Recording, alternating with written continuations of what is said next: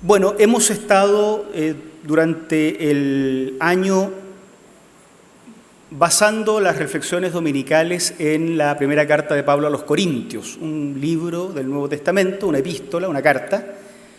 Y vamos ya en el capítulo 14, la epístola tiene solo 16 capítulos, así es que ya en un par de semanas más vamos a terminar la carta a los Corintios y ya marzo vamos a partir con una nueva serie de reflexiones, de sermones. Hoy vamos a basarnos en el capítulo 14 y quiero invitarlos a pensar hoy en un criterio adicional, diríamos, a lo que fue el criterio del que hablábamos la semana pasada para esto de ser iglesia. Hoy hablaremos de lo edificante como criterio. Lo edificante como criterio. La semana pasada hablamos del capítulo 13 de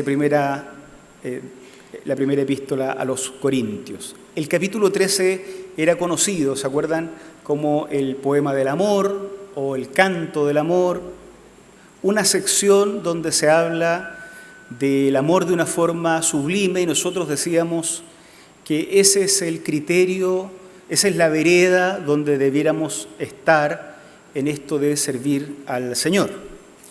Pero el capítulo 13 es como un paréntesis. El 12 venía hablando de los dones del Espíritu Santo, las manifestaciones del Espíritu, las habilidades que el Señor otorga a la iglesia. Y Pablo venía insistiendo en corregir un problema que parece que había en Corinto, que era el de considerar que hay dones de segunda categoría y otros de primera categoría. Como que no importa mucho si tú tienes este don, porque más visible es este otro don, y Pablo les dice, hey, somos un cuerpo y en un cuerpo todos los miembros del cuerpo son importantes. Eso estaba en el 12. El 13, decía Pablo, un camino más excelente para esto de ser iglesia, y nos proponía el tema del amor. En el 14, que es el de hoy, Pablo retoma las indicaciones de esto de la manifestación, tanto dentro del culto público como dentro de la vida de la iglesia, del Espíritu del Señor. En el capítulo 14 hay mucho material histórico que, producto del género sermón, ustedes saben, el sermón tiene sus límites, no vamos a poder tocar acá. Por ejemplo, la preocupación de Pablo por esto de que los cristianos sean considerados unos locos por parte de su sociedad, no vamos a poder abordar aquí hoy. O el llamado al silencio de las mujeres, que según Pablo sería mandado por la ley, tampoco es algo que vamos a poder tocar acá hoy por las limitaciones del sermón. Pero no estamos sin conocimiento sobre eso, porque ya hemos venido hablando sobre esto y en algún momento en otro sermón esto se tocó y se mostró que tenía que ver con las características propias de la cultura de la época de Pablo y la intención del apóstol de no hacerse perseguir como iglesia en su tiempo. Los que han tomado el curso 1 Corintios en la Academia Bíblica habrán disfrutado una abundante discusión sobre este tema en su momento y cuando volvamos a dar el curso volveremos a tocar ese tema. Solo yo quiero decir una cosita para cerrar este punto histórico del que no vamos a hablar en el sermón, pero hay que decir algo. Vamos a repetir que Pablo está interesado en guardar la dignidad de la iglesia en el siglo I de la era cristiana. La iglesia no puede hacerse perseguir. La iglesia no puede involucrarse voluntariamente en ser desacreditada, en dar mal testimonio. Y para proteger esa dignidad de la iglesia, para evitar caer en descrédito del resto de la sociedad, para evitar hacerse perseguir por cosas que Pablo considera periféricas, entonces él entrega una serie de instrucciones donde se incluyen cuestiones como los esclavos, la liturgia y el tema de las mujeres, que servían muy bien en el siglo I, porque la sociedad funcionaba así, pero que no necesariamente es la manera en que hoy la Iglesia debiera cuidar su dignidad. Por lo tanto, se trata de temas históricos que hay que entenderlos, como se ha dicho en otros sermones, propios de una época que no se pueden traspasar al siglo XXI en una sociedad como la nuestra. El texto de hoy intenta ordenar el culto público y la vida pública de la Iglesia en Corinto. Y nosotros nos vamos a focalizar en dos principios que deben gobernar el culto y la vida pública de la Iglesia. Y vamos a darnos cuenta que hay una forma de leer el texto, que es una forma simple, pero superficial, y es posible profundizar un poquito más, y al profundizar un poquito más nos vamos a encontrar con principios aplicables a todos los tiempos. Dos principios de este tipo, a ver si nos resulta. El primero, los dones del Espíritu Santo, que es de lo que viene hablando y vamos a leer el texto de inmediato, los dones que se deben potenciar son los que edifican. Miren ustedes en el capítulo 14, versículos 1 al 5. Esfuércense en seguir el amor, tema del capítulo anterior, y ambicionen los dones espirituales, sobre todo el de profecía, porque el que habla en lenguas no habla a los demás, sino a Dios. En realidad nadie le entiende lo que dice, pues habla misterios por el Espíritu. En cambio, el que profetiza habla a los demás, para edificarlos, animarlos, consolarlos. El que habla en lenguas se edifica a sí mismo. En cambio, el que profetiza edifica a la iglesia. Yo quisiera que todos ustedes hablaran en lenguas, pero mucho más que profetizaran. El que profetiza aventaja al que habla en lenguas, a menos que éste también interprete para que la iglesia reciba edificación. Miren ustedes la última frase, para que la iglesia reciba edificación.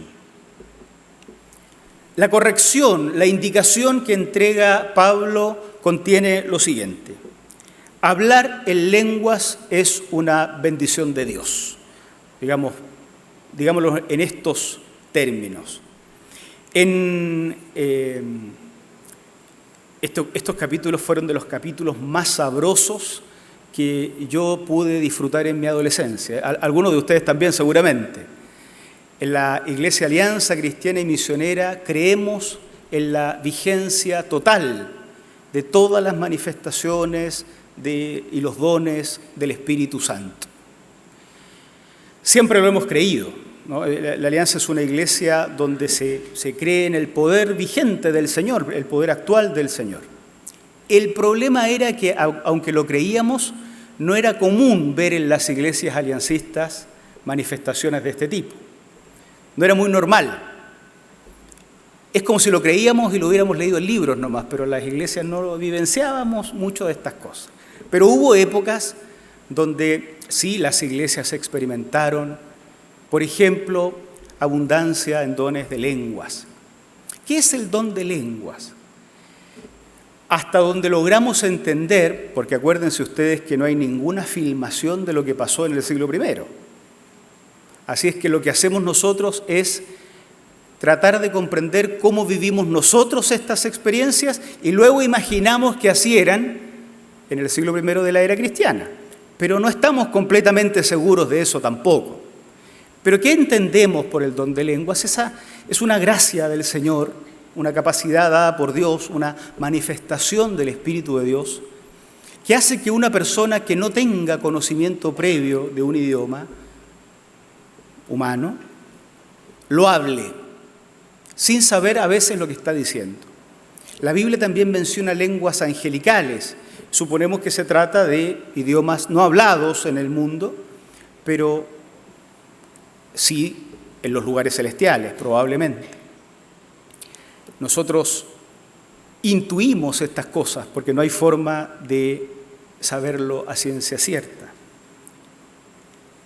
Parece que a los corintios este don les traía problemas.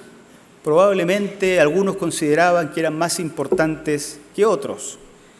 Y para ser sincero, lo mismo nos pasaba a nosotros en la época de mi adolescencia, ¿no? Y los pastores tenían que empezar a repetirnos lo que dice el apóstol Pablo. Pero Pablo dice lo siguiente: hablar en lenguas entonces es una bendición. De ninguna manera es una maldición, de ninguna manera es culpa del don del Señor los problemas que inventemos nosotros. Dice Pablo también que el que habla en lenguas habla a Dios y que a veces habla misterios con Dios. ¿Cómo no va a ser bendición? Y que quien habla en lenguas se edifica a sí mismo. Y se edifica seguramente muchísimo. Se fortalece, se hace firme, profundiza en su relación con el Señor. El problema que tiene las lenguas, dice Pablo, es que los hermanos que están al lado no lo entienden. No lo entienden. Y eso es problemático. La profecía también es descrita de una forma bien interesante, y de nuevo con la profecía nos pasa lo mismo que nos pasa con las lenguas.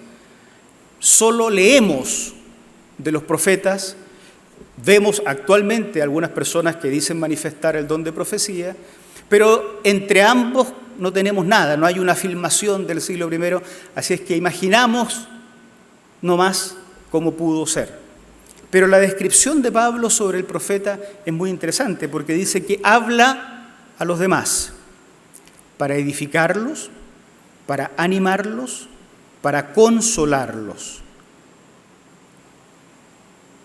Por eso, no en pocas ocasiones se ha descrito el don de profecía como el de la predicación, como que el predicador es, en este sentido, profeta.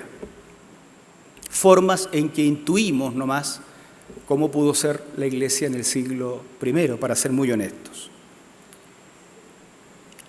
Mientras que el que habla en lengua se edifica enormemente en su experiencia con Dios, el que profetiza, dice el apóstol, edifica al resto. La única forma en que hablar en lenguas tenga el mismo valor, digamos esto, que el que profetiza es que el que hable en lenguas también interprete lo que dice.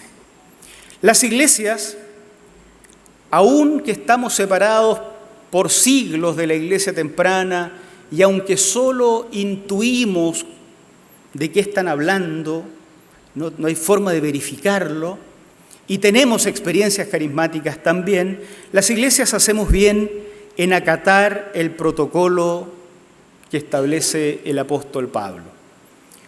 Algunos de ustedes lo recordarán muy bien en el mundo evangélico, ¿no? Si alguien está hablando en lenguas y no hay un intérprete, el que está hablando en lenguas guarda silencio. Por eso probablemente no se ve tan masivamente personas hablando en lenguas, pero es probable que muchas personas en esta misma iglesia o en sus tradiciones diferentes de origen practiquen hablar en lenguas en sus hogares, cuando oran por enfermos, una experiencia edificante. Como digo, hacemos bien porque esto es lo que se descubre en la lectura inmediata del texto, que el que habla en lenguas, si no puede interpretarlas, guarde silencio. Ustedes pueden leer el resto del capítulo 14 en casa. Pero una lectura más profunda del texto nos hace encontrar no solo un protocolo de comportamiento para el culto, sino que nos hace encontrar un principio de vida para la iglesia.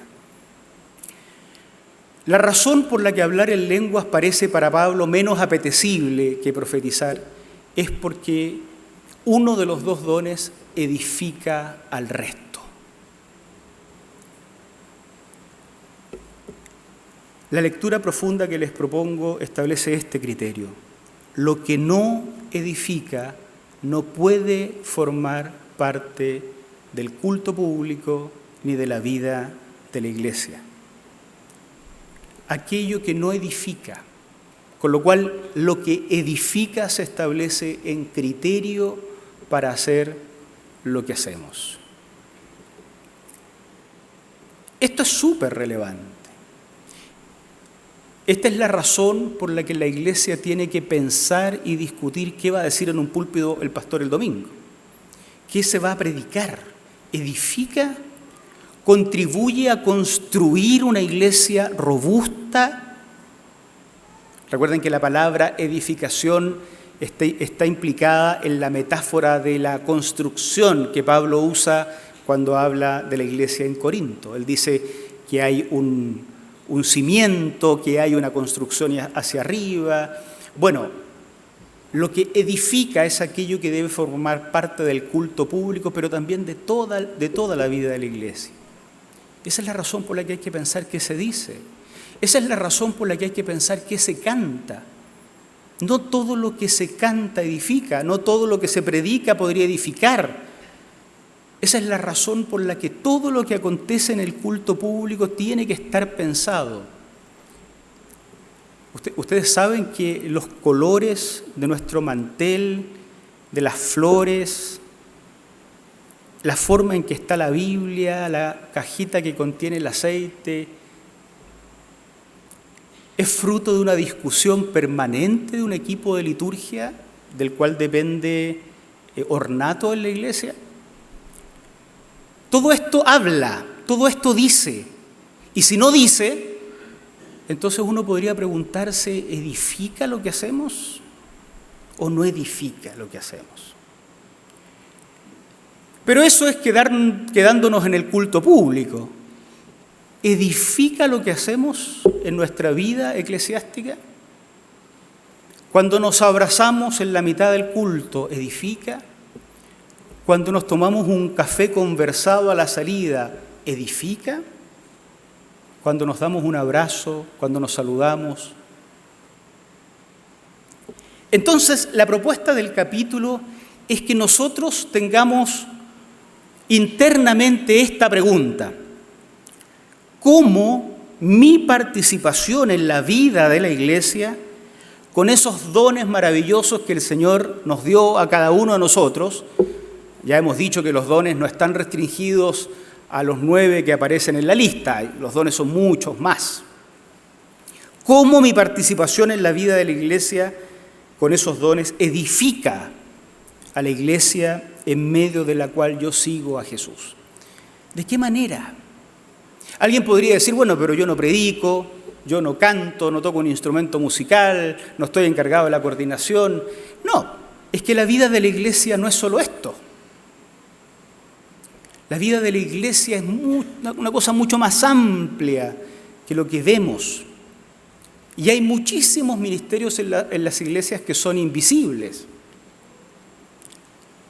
De tiempo en tiempo, nosotros presentamos acá al equipo de escuela dominical, porque ellos hacen un trabajo frecuentemente invisible para los que venimos al culto dominical.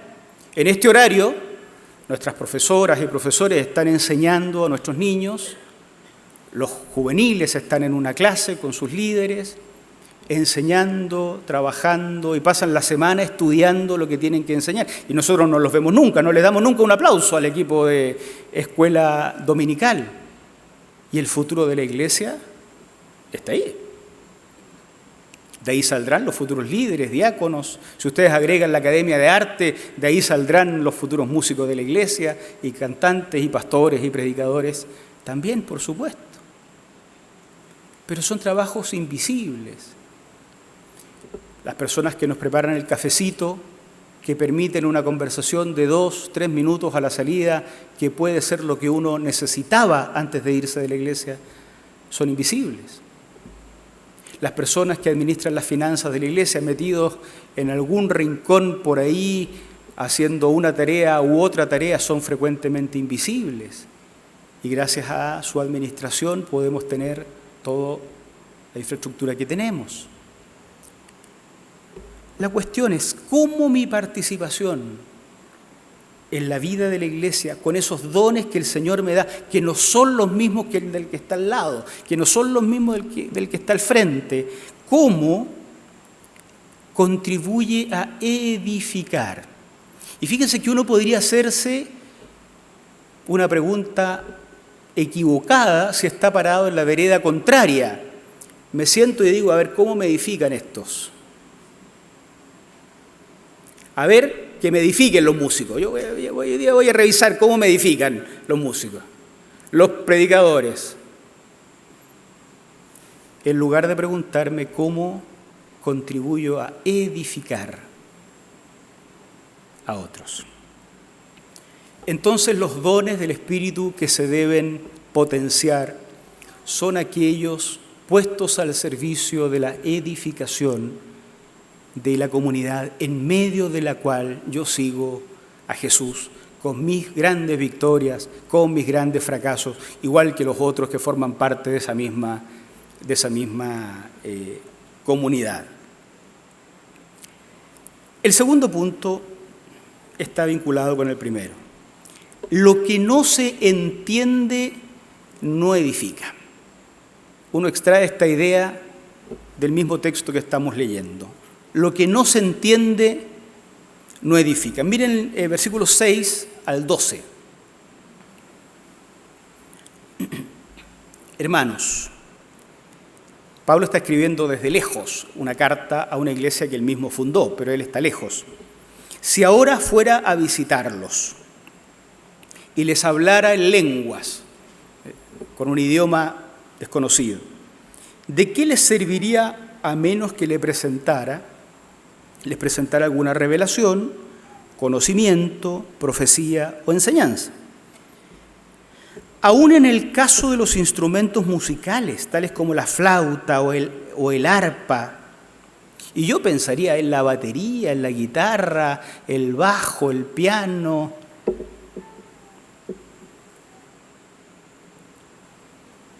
¿Cómo se reconocerá lo que tocan si no dan distintamente sus sonidos?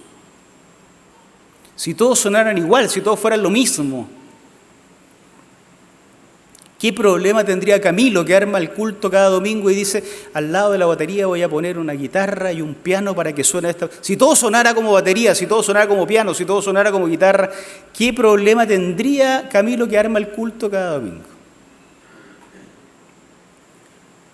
Y si la trompeta no da un toque claro, ¿quién se va a preparar para la batalla? Piensen ustedes que esto es del siglo I.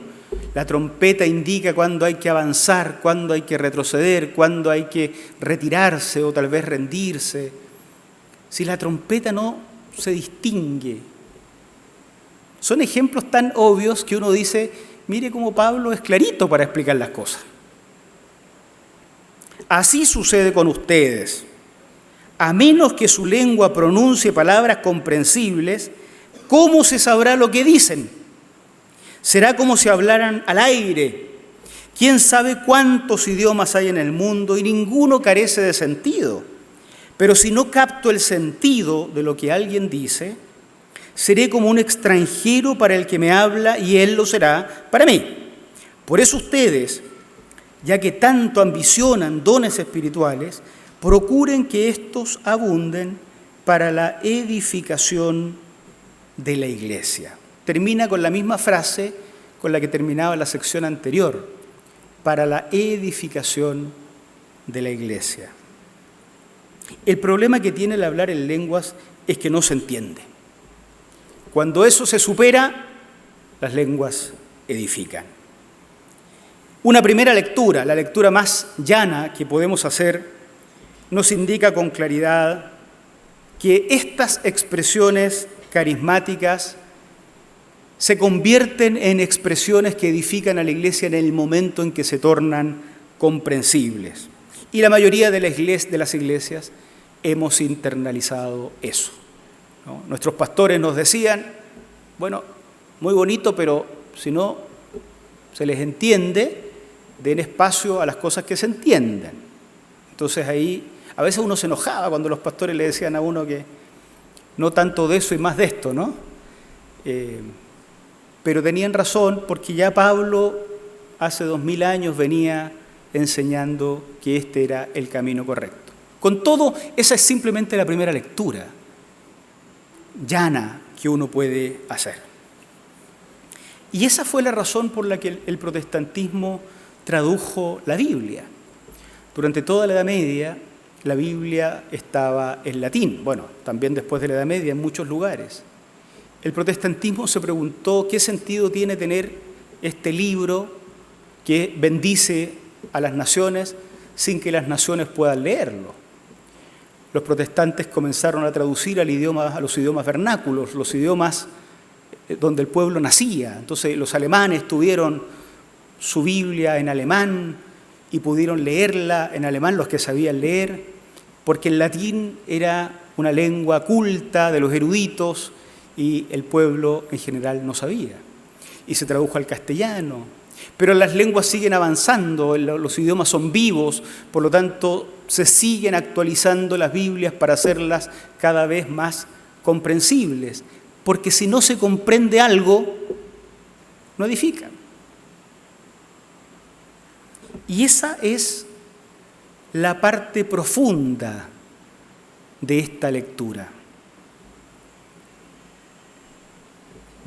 Todo aquello que no se entiende no edifica a la iglesia. Si la liturgia es incomprensible, si el canto es incomprensible, si es críptico, si la predicación es incomprensible, si el vocabulario que usamos los evangélicos es incomprensible, no edificamos a nadie. Pero después de siglos de ser evangélicos, hemos creado una jerga propia. Nosotros hablamos en evangélico, y lo peor de eso es que a veces no nos importa siquiera ser comprensibles. Y entonces esposos no creyentes o esposos no evangélicos no nos entienden, esposas no evangélicas no nos entienden, amigos, amigas, compañeros de trabajo, de universidad, novios, novias, pololos, pololas o lo que sea, no nos entienden. Entonces aparecemos con un discurso que es equivalente a hablar en lenguas. Y Pablo hoy día nos llamaría y diría, ¿de qué aprovecha si no dan sonido inteligible? Lo peor de esto es cuando no nos importa. Nosotros somos a veces un poquito egoístas en esto de hacer comprensible y hacer el trabajo de hacer comprensible el antiguo mensaje de la salvación de Jesucristo. Somos un poquito egoístas. Porque tenemos claro la lectura superficial. Si habla en lenguas y no lo entendemos, lo mandamos a callar y se acabó. Listo. Con eso queda resuelto el capítulo 14. Pero el capítulo 14 de 1 Corintios también habla de todo aquello incomprensible que hacemos. Y esto requiere un trabajo que requiere esfuerzo. Esto requiere pensar. Somos un poquito como el hijo mayor de la historia del hijo pródigo. Ustedes conocen esa historia del hijo pródigo en la Biblia, ¿no?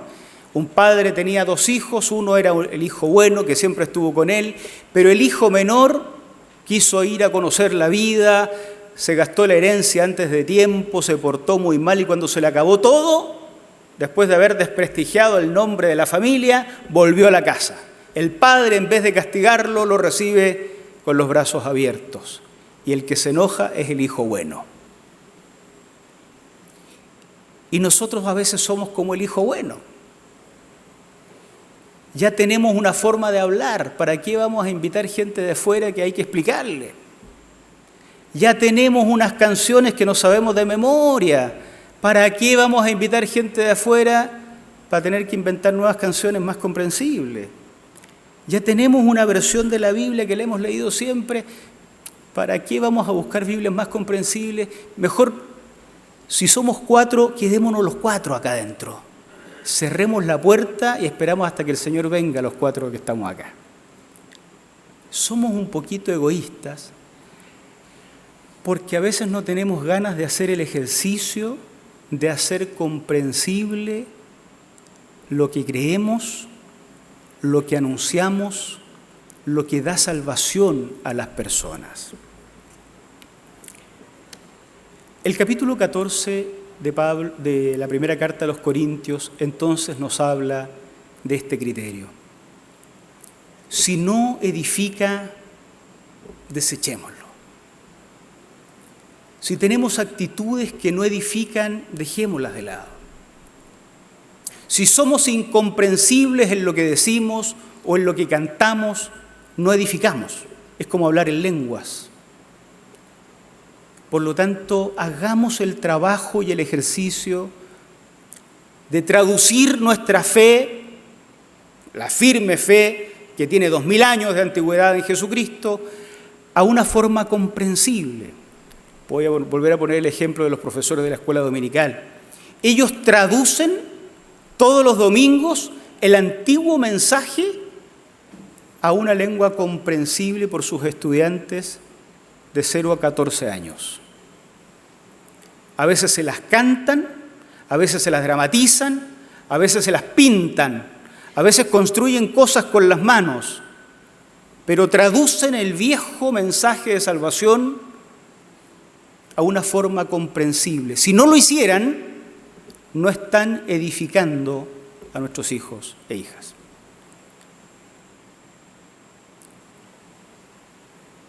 Pero nosotros también tenemos que hacerlo.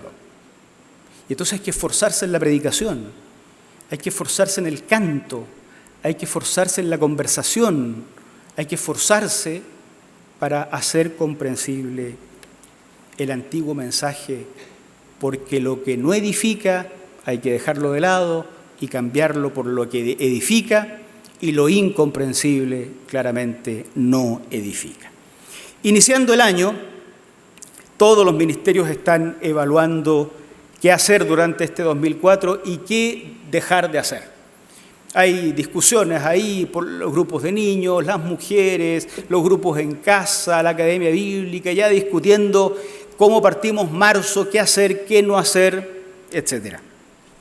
Nuestra iglesia adoptó una filosofía de ministerio que indica que, ya que el crecimiento lo da el Señor, nosotros no nos hacemos crecer, el Señor nos hace crecer, lo que nos corresponde a nosotros es acompañar el crecimiento. Todos los que han pasado por el curso de Conociendo la Iglesia Local habrán repetido esto 1.000.000 de veces. Nosotros acompañamos el crecimiento que da el Señor y lo acompañamos en 3 áreas. Lo acompañamos teológicamente para que ese crecimiento se dé en el marco de una fe saludable, no opresiva, no abusadora. Lo acompañamos para que nuestro crecimiento se dé en el marco de una psicología o espiritualidad saludable, para que nuestras expresiones litúrgicas sean sanas. Y acompañamos materialmente ese crecimiento para que, quiera el Señor, no crezcamos en la fe en el marco de carencias que la Iglesia hubiera podido suplir.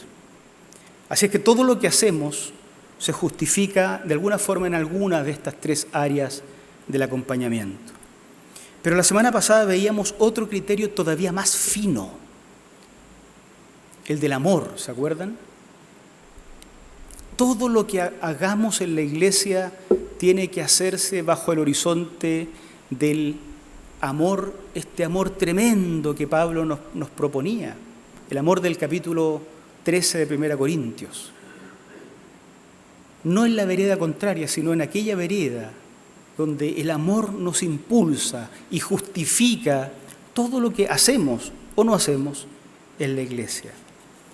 Bueno, hoy se nos propone un criterio que hay que agregar a estos, el de la edificación. Mi servicio en la Iglesia en todas las áreas, las más visibles y las más invisibles. Todos los dones del Señor con los que Él nos ha dotado. Todo mi servicio debe estar puesto a trabajar para la edificación de la iglesia de Jesucristo. Cuando hablo de la iglesia, ustedes entienden, no el edificio, sino la iglesia. Las personas somos la iglesia. Todo para que la iglesia de Jesucristo sea edificada, es decir, sea apuntalada, sea bien formada, sea una iglesia robusta, que transite el 2024 sin caerse al barranco de un lado y al barranco del otro lado, sino que vaya donde hay pastos que sean apetecibles y nutritivos. Todo lo que hacemos tiene que estar puesto al servicio de la edificación de la iglesia. El apóstol va resumiendo cada cierto tiempo sus ideas y nosotros vamos a terminar con uno de esos resúmenes de Pablo, que está en el versículo 26. ¿Qué concluimos, hermanos? Que cuando se reúnen, ustedes imaginen una casa, no tienen templos en esa época, se juntan en una casa, están sentados en el suelo o sobre alguna tela, en la parte del taller de la casa, que normalmente era una pieza. Cuando se reúnan, cada uno puede tener un himno, una enseñanza, una revelación, un mensaje en lenguas o una interpretación. Todo esto debe hacerse para la edificación de la iglesia. Si nosotros lo pensáramos hoy, la lista sería más grande. Bueno, probablemente Pablo acota la lista como ejemplo. Pero uno podría decir, cuando se juntan, ¿qué hay? Hay cafecito, hay saludos, hay abrazos, hay batería, hay guitarra, hay aplausos, hay predicación, hay canto, hay administración, hay clases de niños, hay participación de niños, hay juveniles. Cuando se reúnen, hay de todo. Todo esto debe hacerse para la edificación de la iglesia. Tenemos harto trabajo el 2024, el Señor tiene que darnos la fuerza. Que Dios nos bendiga. Oramos al Señor. Pónganse ustedes de pie y vamos a orar al Señor y luego vamos a terminar cantando. Agradecido, Señor, por formar parte de tu iglesia y también abriendo aquí, Señor, el corazón para que nos ayudes a tener la actitud correcta respecto de esto de la edificación. Hemos orado en otras ocasiones para que tu amor nos mueva, para que sea tu amor lo que nos impulse a buscar la excelencia, a no conformarnos con lo bueno, sino avanzar hacia lo excelente y definitivamente no hacer lo mediocre. Pero hoy también queremos incluir esta idea, Señor, que tengamos la actitud correcta respecto del deseo de edificar, de contribuir a edificar tu iglesia en los tiempos en los que nos toca vivir. Señor, solo tú conoces las dificultades del camino que la iglesia debe enfrentar en estos tiempos y en este lugar. Lo bueno es que mañana estarás también tú, así como estás hoy. Concédenos, Señor, para estos tiempos y este lugar, tener la actitud adecuada de servir edificando la iglesia. Gracias por este tiempo en el nombre de Cristo Jesús. Amén. Amén.